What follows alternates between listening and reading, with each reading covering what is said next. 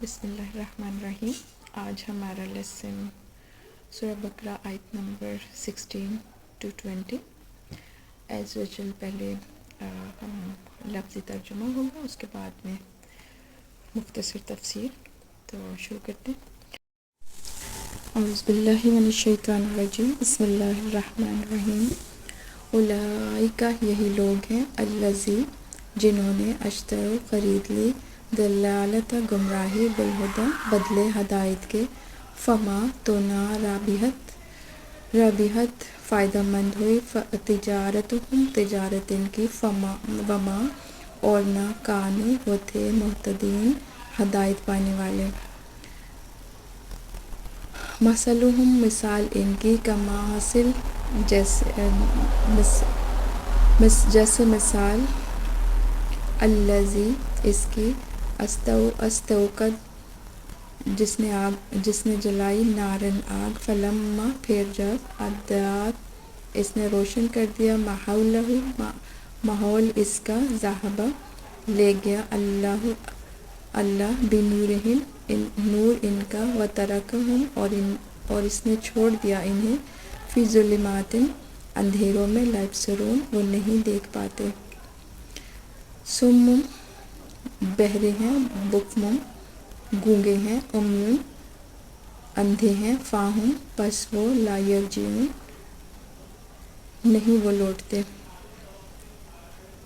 او یا کصیب زوردار بارش، من السماء آسمان سے، فیہ اس میں، ظلمات اندھیرے، ورعد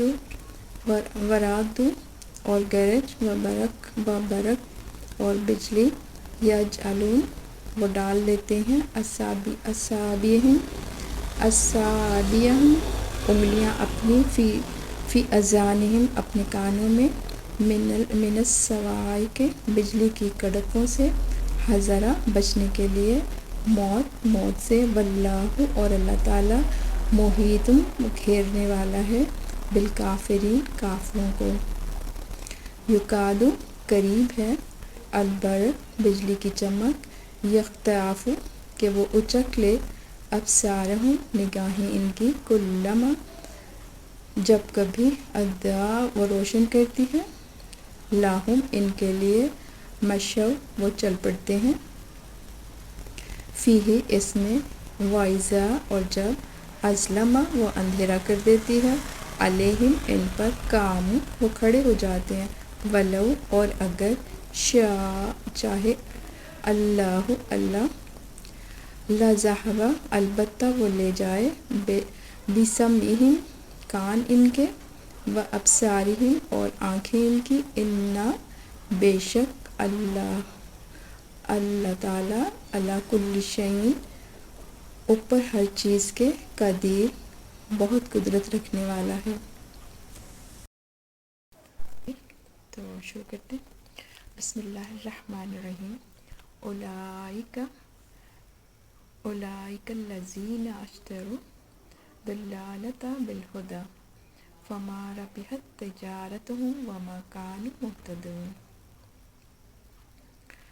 یہ وہ لوگ ہیں جنہوں نے ہدایت کے بدلے گمراہی خریدی، تو نہ ان کی تجارت ان کے لیے نفع مند ہوئی اور نہ ہی وہ ہدایت پانے والے ہوئے.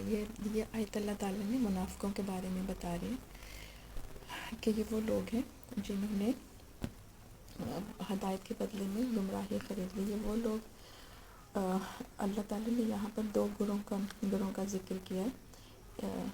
ایک وہ لوگ جو ہدایت پا گئے، اور دوسرا وہ گروہ جو گمراہی کی طرف چلے گئے. ان کے سامنے دو ہی آپشنز تھی. ایک نے ہدایت کو چھوڑ کر گمراہی لے لی، اور دوسرے نے ہدایت کا راستہ چنا.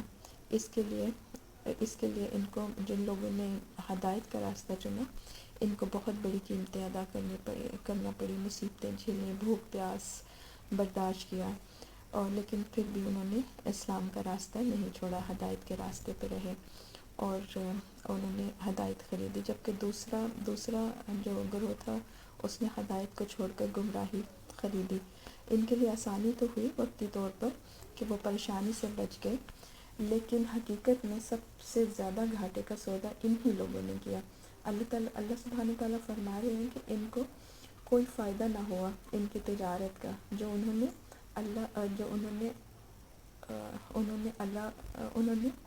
کی، یعنی ان کو اس تجارت کا کوئی فائدہ ہی نہ ہوا جو انہوں نے کیا۔ اللہ فرماتے ہیں کہ مومن نے اپنا مال، جان سب کچھ جو ہے نا بیچ دی۔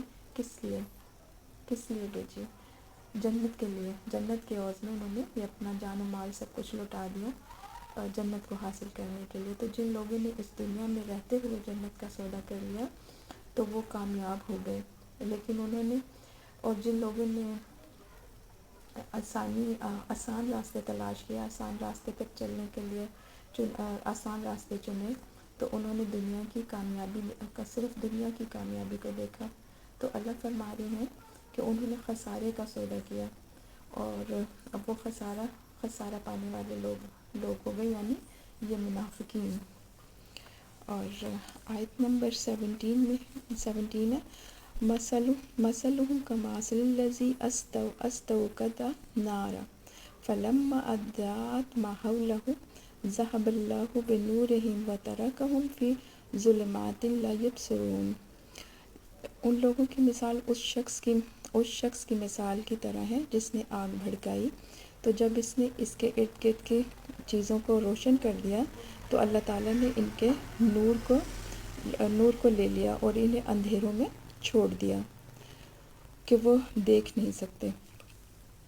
یعنی کہ ان کی مثال اللہ فرما رہے ہیں کہ ان کی مثال ایسی ہے کہ ایک شخص نے پورے اپنے ارد گرد کے ماحول کو روشن کر دیا، آگ جلا کے نا روشن کر دیا۔ پہلے وقتوں میں ایسے ہی ہوتا تھا نا کہ الیکٹریسٹی تو ہوتی نہیں تھی، اگر روشنی حاصل کرنے کے لیے لکڑیاں اکٹھی کی بڑی مشکل سے ادھر ادھر سے، پھر اس کو انہوں نے آگ جلائی، اس سے روشنی حاصل کیا۔ اگر سردیوں کا موسم ہے تو وہ اس سے گرمائش لینے کے لیے بھی، اور پھر جب وہ ساری جگہ روشن ہو گیا ارد گرد کا ماحول، تو اللہ نے ان کا نور بصارت سلب کر لیا اور ان کو اندھیروں میں چھوڑ دیا کہ وہ کچھ دیکھ ہی نہیں سکتے۔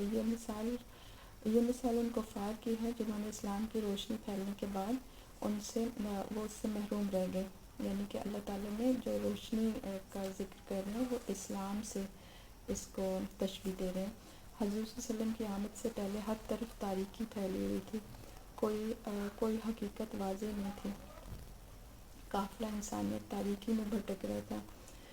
تو نبی کریم صلی اللہ علیہ وسلم جب تشریف لائے اور انہوں نے آگ روشن کر دی، یعنی کہ اسلام کی جب روشنی پھیلی، تو اس طرح یہ ہدایت واضح ہو گئی۔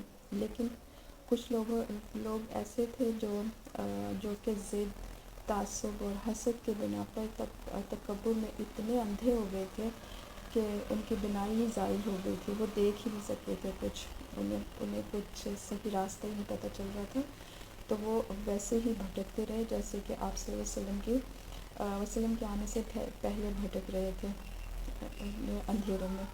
تو اللہ فرما رہے ہیں کہ یہ وہ منافق تھے جو اسلام کی روشنی کی واضح دلیل آ جانے کے باوجود اندھیروں میں ہی رہے، تو ان پہ کوئی فرق نہیں پڑا پہلے اور اب کے، وہ ایسے ہی بھٹکتے رہے۔ آگ سے مراد اسلام کی روشنی ہے، اس روشنی سے تمام حقیقت واضح ہو گئی، لیکن یہ منافق اس سے ہدایت نہ لے سکے۔ ان لوگوں کو سچائی کا علم تھا لیکن اپنی ضد انا پر اڑے رہے، اور حضور صلی اللہ علیہ وسلم اور مسلمانوں کو جتنی تکلیفیں دے سکتے تھے انہوں نے تکلیفیں دیں۔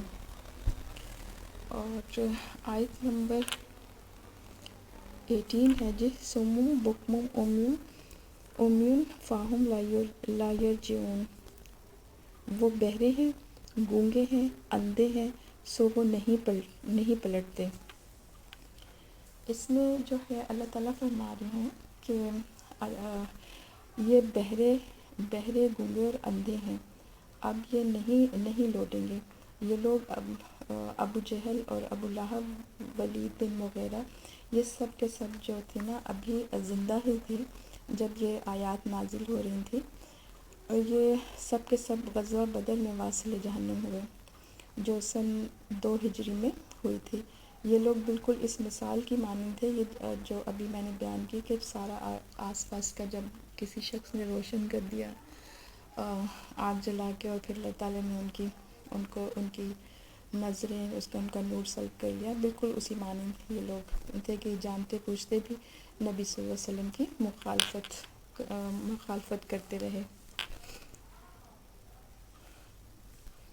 او کصیب من السماء فیہ ظلمات ورعد وبرق یجعلون اصابعهم فی اذانہم من الصواعق حذر الموت واللہ محیط بالکافرین۔ یا جیسے آسمان سے موسلا دھار بارش جس میں تاریکیاں ہیں، گرج اور چمک ہے، وہ موت کے ڈر سے کڑکنے والی بجلیوں سے اپنی انگلیاں اپنے کانوں میں ڈالتے ہیں، اور اللہ تعالیٰ کافروں کو گھیرنے والا ہے۔ اس آیت کے اندر اللہ تعالیٰ فرما رہے ہیں کہ ان کی مثال ایسی ہے کہ بڑے زور کی بارش برس رہی ہے آسمان سے، اس میں اندھیرا بھرا ہے، گرج اور بجلی کی چمک بھی ہے، اور یہ اپنی انگلیاں اپنے کانوں میں ٹھونس لیتے ہیں مارے کڑک کے موت کے ڈر سے۔ اس سے پہلے جو مثال منافقین کی بیان ہوئی وہ جانتے بوجھتے اسلام سے انکاری تھے، اور اب ان منافقین کا ذکر ہے جو تذبذب کا شکار تھے۔ جب اسلام کی حقیقت ان کے سامنے آئی نا، تو ان کے دل میں اسلام کی طرف جھکاؤ پیدا تو ہوا، وہ اسلام کی طرف بڑھنے بھی لگے، لیکن جب اسلامی احکامات کی ذمہ داری، حلال و حرام کی باتیں سامنے آئی تو انہیں اپنی خود غرضی کی وجہ سے رک جاتے۔ یہاں پر اللہ سبحانہ تعالیٰ نے اسلام کو ایک برستی ہوئی بارش سے تشبیہ دی، اور اس میں کفر اور شرک کی خرابیوں کا جو بیان ہے، اسے اندھیروں سے اور کفر و شرک پر عذاب کی جو دھمکیاں دی گئی ہیں، ان کو گرج چمک سے تشبیہ دی گئی ہے۔ قرآن میں حق کے جو دلائل اور حق کو تھامنے والوں کے لیے جنت کے جو وعدے کیے گئے ہیں، انہیں بجلی کی روشنی سے تشبیہ دی گئی ہے، اور جب یہ روشنی ان منافقین کے سامنے چمکتی ہے تو وہ چل پڑتے ہیں، مگر کچھ ہی دیر میں ان کی خواہشات کے اندھیرے ان پر چھا جاتے ہیں اور وہ کھڑے ہو جاتے ہیں۔ یعنی جب قرآن فسق اور کفر پر عذاب کی وعید سناتا ہے تو یہ لوگ اپنے کانوں کو بند کر کے یہ سمجھتے ہیں کہ ہم عذاب سے محفوظ ہو گئے، حالانکہ اللہ تعالیٰ نے تمام کافروں کو گھیرے میں لے رکھا ہے، وہ اس سے بالکل بھی بچ نہیں سکتے، ان کا عذاب اللہ تعالیٰ نے ان کے لیے تیار کر رکھا ہے۔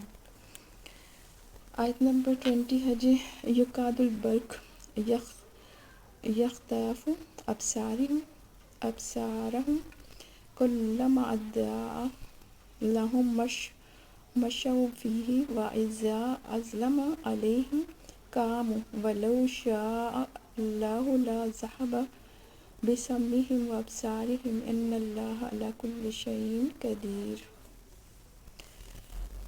قریب ہے کہ بجلی ان کی نگاہیں اچک لے، جب کبھی ان کے لیے روشنی کرتی ہے تو وہ اس میں چل پڑتے ہیں، اور جب ان کے لیے اندھیرا کرتی ہے تو وہ کھڑے ہو جاتے ہیں، اور اگر اللہ تعالیٰ چاہتا تو ضرور ان کی سماعت اور ان کی بصارت کو لے جاتا۔ یقیناً اللہ تعالیٰ ہر چیز پر پوری قدرت رکھنے والا ہے۔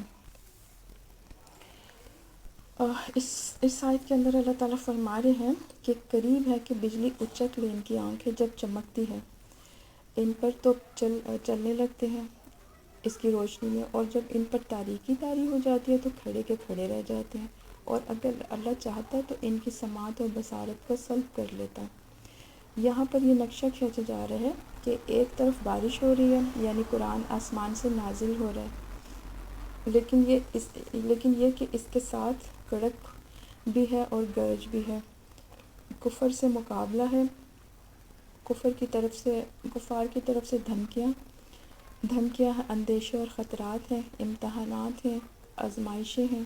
چنانچہ منافقین کا معاملہ یہ ہے کہ ذرا کہیں حالات کچھ بہتر ہوئے تو مسلمانوں کے شانہ بشانہ چل پڑے کہ ہم بھی مسلمان ہیں، اور جیسے ہی کہیں آزمائش آئی تو کھڑے رہ جاتے ہیں۔ اللہ فرماتے ہیں کہ اگر اللہ چاہتا تو ان کی سماعت اور بصارت کو سلب کر لیتا، مگر اللہ کا قانون یہ ہے کہ وہ فوری گرفت نہیں کرتا۔ اللہ نے انسان کو ارادے کی آزادی دی ہے۔ اگر کوئی انسان سچا مومن بن کر رہنا چاہتا ہے تو اللہ اس روش کو اس کے لیے آسان کر دیتا ہے، اور اگر وہ تعصب اور تکبر کی وجہ سے کفر کا راستہ اختیار کرتا ہے تو اللہ تعالیٰ ان کے لیے وہ راستہ بھی کھول دیتے ہیں۔ اللہ نہ تو کسی کو جبراً حق پر لائے گا اور نہ ہی کسی کو جبراً باطل کی راہ پر لے کر جائے گا، اس لیے کہ اگر جبر کا معاملہ ہو تو پھر امتحان کیسا؟ یہ دنیا تو امتحان ہے نا۔ اللہ نے انسان کو آزادی دی ہے کہ وہ اپنے لیے اپنی عقل اور شعور سے اپنی خواہش سے اللہ کے راستے پر چلے۔ یقیناً اللہ ہر چیز پر قادر ہے۔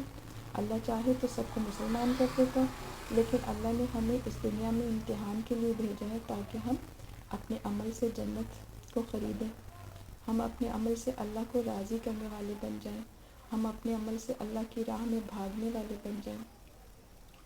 آمین۔